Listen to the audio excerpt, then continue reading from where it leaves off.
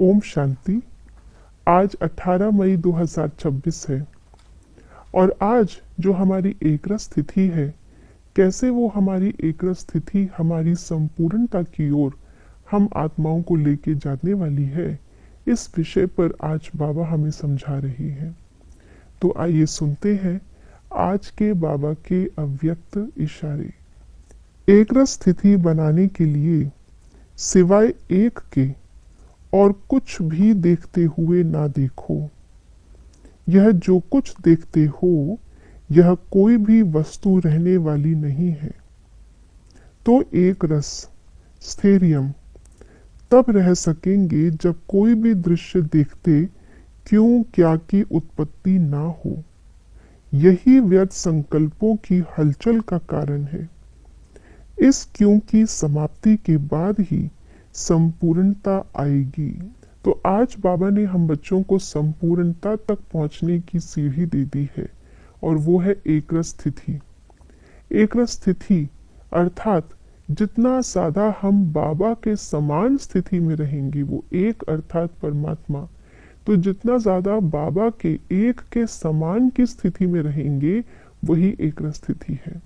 तो बाप समान बनना ही तो संपूर्णता है।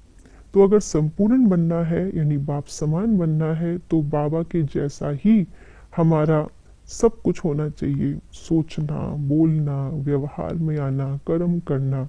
और जब सब कुछ बाबा की तरह होगा तो इसको ही एक रस कहा जाता है। इसके लिए क्या विघ्न पड़ते हैं हम बच्चों को, बाबा ने आज वो भी बताया। व्यर्थ संकल्पों की हलचल हमें एक रस रहने नहीं देती।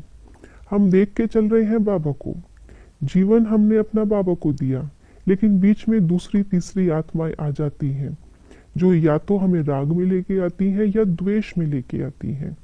या तो हमें वो व्यक्ति बहुत अच्छा लगता है कि बाबा की कितनी सेवा करता है, कितनी विशेषताएं हैं, उससे हम प्रभावित हो जाते हैं, तो कहीं ना कहीं बुद्धि बाबा से हटकर उस आत्मा की तरफ लग जाती है। या कई बार द्वेष वाली आत्माएं भी आती हैं, जिनको देख करके कहीं ना कहीं मन बुद्धि हमारी हलचल में आ जाती है।